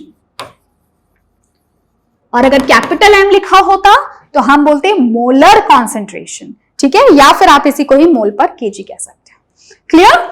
Okay, then coming on to the next question, so calculate the mass percentage. Mass percentage हमने क्या देखा था, percentage weight by weight. So calculate the mass percentage of the benzene and carbon tetrachloride if 22 gram of benzene is dissolved in 122 gram of carbon tetrachloride, ठीक है। तो solute मेरा कौन है और सॉल्वेंट मेरा कौन है, हम ये पता करते हैं पहले। तो सॉल्यूट है मेरा 22 ग्राम का बेंजीन, ठीक है, कितना है ये 22 ग्राम, और सॉल्वेंट कौन है, कार्बन टेट्राक्लोराइड, सो CCl4, और ये कितना है, so this is how much 122 gram. Total मिला के कितना हो गया 144 ग्राम का मेरा सोल्यूशन। कोई दिक्कत नहीं है। अब मुझे फाइंड आउट क्या करना है, I need to find the mass percentage of benzene and carbon tetrachloride, दोनों के लिए मास परसेंटेज फाइंड आउट करना है इस बार। So percentage weight by weight, सबसे पहले हम किसका निकालते हैं, C6H6 का, ठीक है। तो इसका मास कितना है 22, यानी कि बेंजीन की हम बात कर रहे हैं। सो this is 22 divided by 144 into 100, ठीक है। ये कुछ आपका निकल कर आएगा जिसकी वैल्यू होगी 15.28%, 15.28%। क्लियर। बिल्कुल इसी तरह से अगर आपको इस बार, मैंने आपको पहले भी कहा था कि आप percentage weight by wait, percentage volume by volume या फिर परसेंटेज वेट बाय वॉल्यूम किसी भी कंपोनेंट के टर्म्स में निकाल सकते हैं, not just for the solute और फॉर द सॉल्वेंट, ठीक है। हालांकि जनरली हम सॉल्यूट के टर्म्स में ही निकालते हैं, but yes in this question they are also asking you in terms of the solvent, ठीक है। तो परसेंटेज वेट बाय वेट अगर मुझे निकालना हो किसके टर्म्स में, सॉल्वेंट के टर्म्स में, which is the solvent CCl4, तो ये कितना बन जाएगा आपका, तो इसका मास था 122 gram divided by total mass which is 144 into 100। आप इसको सॉल्व करोगे so your answer will come out to be 84.72%। ये मैंने इसका रिजल्ट लिख रखा है, मैं जस्ट आपको एक तरीका बताना चाहती हूँ जिस तरह से कि आपको क्वेश्चंस के साथ डील करना है। मैंने ऑलरेडी आंसर्स लिख रखे हैं, बट आई वुड सजेस्ट कि आप इनको पहले सॉल्व करके देखो, ठीक है। तो इस तरह से आप करोगे। Then the next one is calculate the mole fraction of the benzene in the solution. क्या फाइंड आउट करना है, mole fraction of the benzene in the solution containing 30% by mass in carbon tetrachloride, ठीक है। इसका मतलब मुझे यहां से ये बात समझ में आ रही है कि जो बेंजीन है जिसको आप C6H6 लिख सकते हो, this is how much, this is 30 ग्राम, ठीक है। और CCl4 इसमें कितना हो जाएगा, CCl4 विल बी 70 ग्राम, और सॉल्यूशन की बात करें सो दैट विल बी 100 ग्राम, ठीक है। ये इंफॉर्मेशन मुझे यहां से मिल रही है। मुझे फाइंड आउट करना है mole fraction of the benzene, ठीक है। इसमें दो कंपोनेंट्स हैं मेरे पास, एक है बेंजीन और एक है CCl4, C6H6 एंड CCl4, ठीक है, यानी कि दो कंपोनेंट्स हैं, पर मुझे मोल फ्रैक्शन सिर्फ इसी का फाइंड आउट करना है। So mole fraction of C6H6 is equal to number of moles of C6H6 divided by total number of moles present in the solution. So number of moles of CCl4, दो ही component है तो दोनों के अगर moles को मिला देंगे तो टोटल मोल्स निकल के आ जाएंगे, कोई दिक्कत नहीं है इसमें। अब नंबर ऑफ मोल्स अगर मुझे बेंजीन के फाइंड आउट करने हैं, so formula for that is what, number of moles is equal to given mass upon molar mass, कोई दिक्कत नहीं है। गिवन मास कितना है 30 ग्राम, मोलर मास कितना होता है, ठीक है।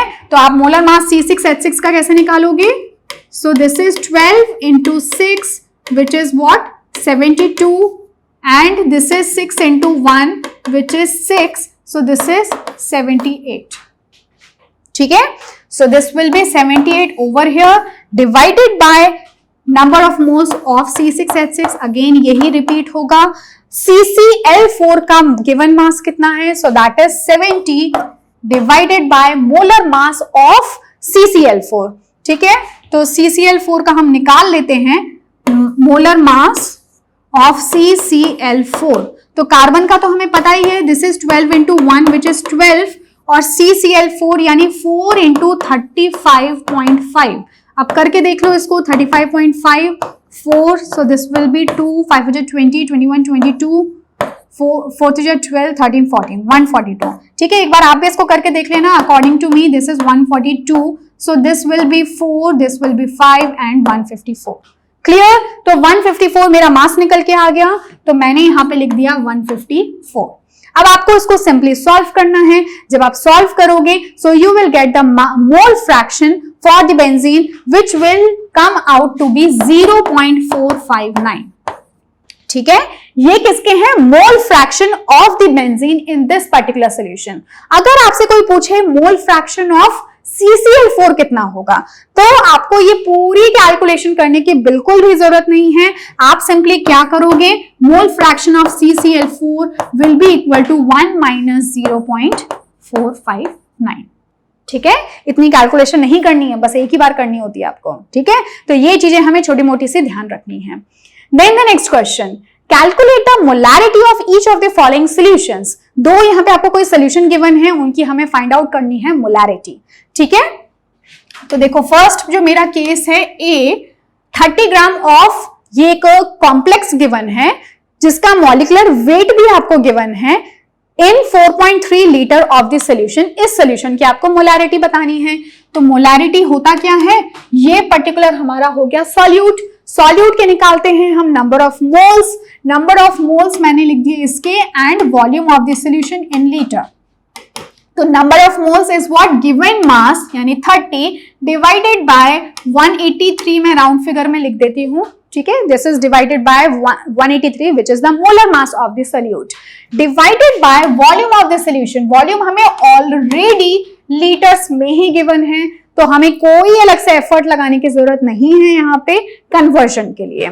So this will simply be 30 by 183 into 4.3, ठीक है। आप इसको सॉल्व कर लो, your answer will come out to be 0.024 molar concentration, या इसी को ही आप 0.024 मोल पर लीटर कह सकते हैं। क्लियर? तो दोनों एक ही चीज है। इस तरह से फर्स्ट क्वेश्चन सॉल्व किया। सेकेंड जो है हमारे पास 30 ml of 0.5 molar H2SO4 is diluted to 500 ml। इसके लिए आपको है ना क्या, पहले मैं आपको इसका मीनिंग समझा देती हूँ। So here we have a solution, ठीक है, हमने उसका क्या कर दिया, डाइल्यूशन। डाइल्यूशन आप समझते हो, एक्स्ट्रा पानी ऐड कर देना, ठीक है। अब अपनी मनमर्जी से हम कितना भी पानी तो ऐड नहीं कर सकते। अगर हम एक पर्टिकुलर टाइप का सॉल्यूशन बनाना चाहते हैं, then we need to add the water quantity in a perfect fraction, ठीक है। तो हमने क्या कहा, हमने ये कहा कि हमारे पास एक सॉल्यूशन है जो कि 0.5 मोलर कॉन्सेंट्रेशन H2SO4 का सॉल्यूशन है, जिसकी क्वांटिटी या वॉल्यूम कितना है, 30 ml है। मैंने इसको डाइल्यूट किया, किससे, ऑब्वियसली वाटर से, ठीक है। कितना डाइल्यूट किया, उतना डाइल्यूट किया जब तक ये 500 ml का ना हो जाए, यानी मैंने इसमें 470 ml वाटर को ऐड किया। तो इतना तो फॉर श्योर है कि जो मोलारिटी है वो बहुत हद तक डिक्रीज होने वाली है, बट फाइनल जो सॉल्यूशन है उसका कॉन्सेंट्रेशन क्या होगा, दिस इज द पॉइंट। तो ऐसे में आप एक फॉर्मूला यूज करते हो M1V1 इक्वल टू M2V2। हालांकि आप इसको बहुत सिंपल तरीके से यूनिटरी मेथड से भी कर सकते हो, बट वो बहुत टाइम टेकिंग होता है। So this is better to remember this formula. मैं इसको अलग से हाईलाइट कर देती हूँ, this is an important thing जो आपको आनी चाहिए, ठीक है। So this is an important formula. Clear?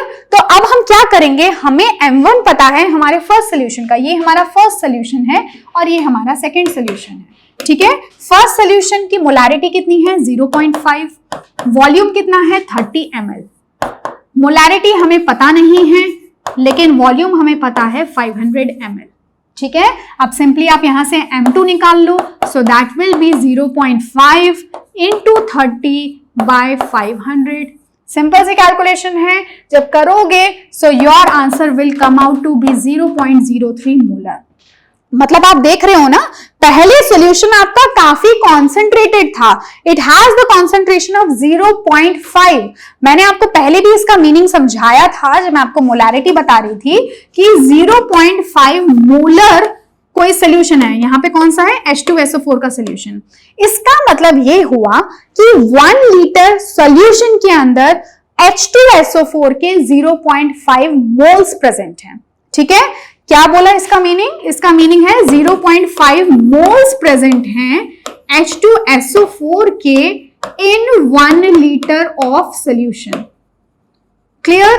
अब हमने उसको क्या कर दिया, डाइल्यूट कर दिया 500 ml जितना तक, तो उससे जो कॉन्सेंट्रेशन है वो कितनी आई, 0.03 मोलर H2SO4।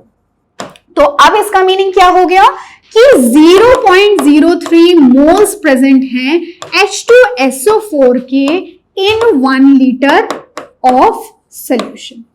तो साफ ही समझ में आ रहा है ना, कहां तो 1 लीटर में पहले 0.5 मोल्स थे और अब कहां 1 लीटर में 0.03 ही मोल्स रह गए हैं। इसका मतलब काफी हद तक हमारा सोल्यूशन क्या हो चुका है, डाइल्यूट हो चुका है। तो ऐसे में हम इस सोल्यूशन को डाइल्यूट सोल्यूशन कहेंगे और इसको कॉन्सेंट्रेटेड सोल्यूशन कहेंगे।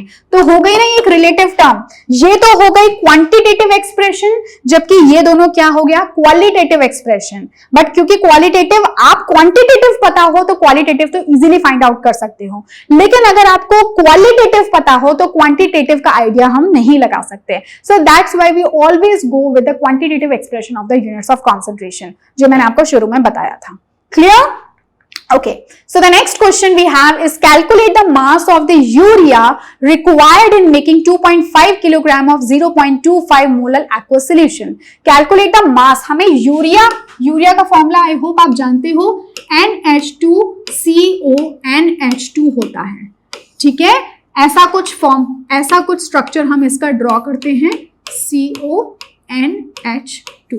दो अमीन ग्रुप है, जैसे आप देख रहे हो NH2 एक अमाइड ग्रुप होता है एंड इस तरह से है, ठीक है। So this is the formula. हालांकि इसका मॉलिक्यूलर वेट हमें पहले से गिवन है। So required in making 2.5 kilogram, ठीक है, 2.5 किलोग्राम एंड मोलर कॉन्सेंट्रेशन कितनी है, 0.25 मोलर। तो हमें फाइंड आउट क्या करना है, मास of the urea.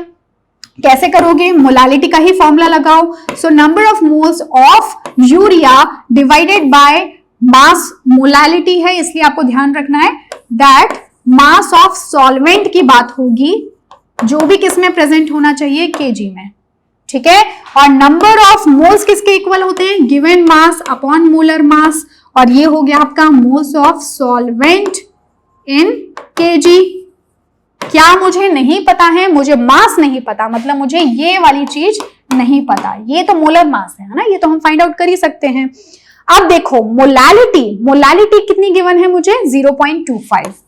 So 0.25 and wait मुझे नहीं पता, मोलर मास हमें ऑलरेडी गिवन है, so this will be 60। Mass of the solvent, क्या मुझे सॉल्वेंट का मास गिवन है, so yes it is given to be 2.5 kilogram में ऑलरेडी गिवन है, तो मुझे कोई अलग से एफर्ट नहीं लगाना। अब सिंपली यहां से आप मास किसका फाइंड आउट कर सकते हो, यूरिया का मास फाइंड आउट कर सकते हो। कैसे, 0.25 इंटू 60 इंटू 2.5, ठीक है। जब आप इसको सॉल्व करोगे so your answer should come out to be 36.946, या फिर सिंपली आप इसी को 37 ग्राम बोल सकते हो। क्लियर। तो इस तरह से आपको इस क्वेश्चन को सॉल्व करना है। Then I think this is the final question, right. So calculate molarity and mole fraction of KI मतलब होता है potassium iodide. If the density of 20% weight by weight, aqueous KI is 1.2.02। ये तो आपको क्या गिवन है, डेंसिटी गिवन है, ठीक है। ये है आपकी डेंसिटी, ये आपको गिवन है 20% वेट बाय वेट। तो इससे आपको क्या इंफॉर्मेशन मिल रही है कि इसके अंदर 20 ग्राम KI प्रेजेंट है और 100 ग्राम सोल्यूशन प्रेजेंट है, यानी कि पानी प्लस KI, ठीक है। अब हमें क्या क्या चीजें फाइंड आउट करनी है, हमें सबसे पहले मोलालिटी फाइंड आउट करनी है। तो मोलालिटी मुझे पता है number of moles of solute, ठीक है। Number of moles of solute किसके इक्वल होते हैं, गिवन मास अपॉन मोलर मास। तो मैं सिंपली यहां पे क्या लिख देती हूं, गिवन मास 20 ग्राम, मोलर मास 166। कोई दिक्कत नहीं है, अभी बहुत बार कर लिया हमने। Divided by mass of the solvent, mass of the solvent, ये ध्यान रखना है आपको। तो सॉल्वेंट हमारा कितना हो जाएगा, 80 ग्राम वाटर, ठीक है। सॉल्यूशन नहीं लेना, हमें लेना है सॉल्वेंट का मास, सो दैट वुड बी 80 ग्राम। अब ग्राम में है तो इसको किलोग्राम में कन्वर्ट करना होगा, so I need to divide this with 1000। तो ये मेरा निकल के आ जाएगा 20 इंटू 1000, और ये कितना हो गया, 80 इंटू 166। जब आप इसको सॉल्व करोगे so your answer will be 1.5 molar concentration. Clear. तो ये तो मैंने निकाल लिया molality. Then coming on to molarity. Molarity का फॉर्मूला हम जानते हैं, क्या होता है, given mass number of moles of the solute present in 1 litre volume of the solution, ठीक है। तो ये तो आपका सिंपली 20/166 ही होगा, इसमें तो कोई डाउट ही नहीं है पोटेशियम आयोडाइड का। लेकिन वॉल्यूम ऑफ सोल्यूशन कितना है, सोल्यूशन का वॉल्यूम कितना प्रेजेंट है। तो देखो मुझे सोल्यूशन का मास पता है, वॉल्यूम नहीं पता, पर मुझे सोल्यूशन की डेंसिटी पता है। तो इसका मतलब अगर density is mass by volume, मुझे वॉल्यूम फाइंड आउट करना है, so this will become mass by density, ठीक है। मास कितना है सोल्यूशन का, सो दैट इज 100, और डेंसिटी कितनी गिवन है, 1.202, या फिर आप 1.2 ही लिख लो, ठीक है। तो ये मेरे पास क्या निकल के आ गया, वॉल्यूम ऑफ द सॉल्यूशन, जो कि कितना हो गया, 100 डिवाइडेड बाय 1.202, ठीक है। इस तरह से अब डेंसिटी हमें ml में गिवन है, इसका मतलब मुझे इसको लीटर में भी कन्वर्ट करना होगा, so I need to multiply this with 1000। तो फाइनल एक्सप्रेशन हमारा निकल के आ गया 20/166 ये हो गया आपका multiplied by 100, this will B 1.202 and multiplied by 1000।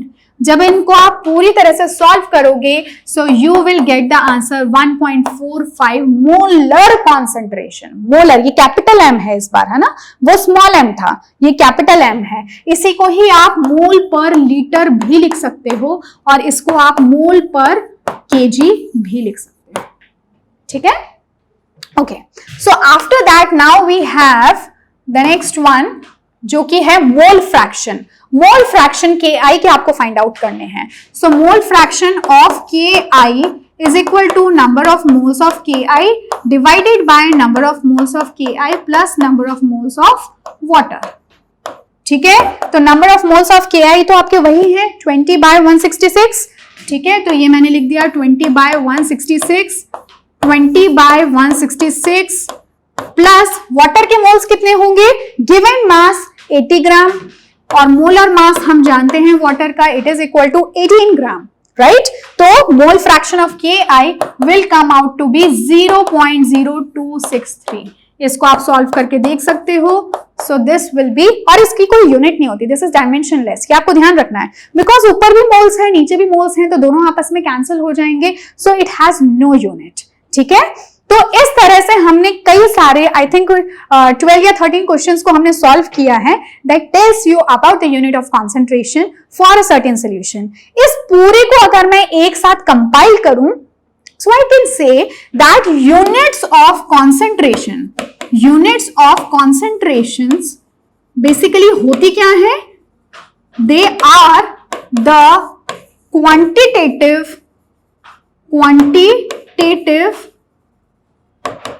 Expressions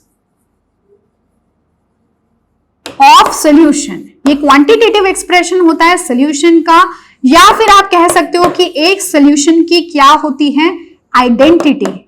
ये उसकी आइडेंटिटी होती है। बिना इसके अगर आप किसी सॉल्यूशन को सिंपली यहां पे रख देते हो लैब में और आप बोलते हो कि ये सॉल्यूशन बहुत डाइल्यूट है या कुछ भी, आपने सॉल्यूशन को रख दिया, लेकिन अगर आपने ये नहीं बताया कि वो किस सॉल्यूट से मिलकर बना है, उसमें सॉल्यूट कितना प्रेजेंट है, सॉल्वेंट कितना प्रेजेंट है, फाइनल वॉल्यूम कितना है, मोल्स कितने हैं, मोल फ्रैक्शन कैसा है, तो उस तरह के सॉल्यूशन का कोई सेंस नहीं बनता। It should be very specific कि हम जिसके बारे में बात कर रहे हैं उसमें एक्चुअली कौन सी चीज कितनी क्वांटिटी में प्रेजेंट है। So that's why it's a quantitative expression and this is nothing but units of concentration.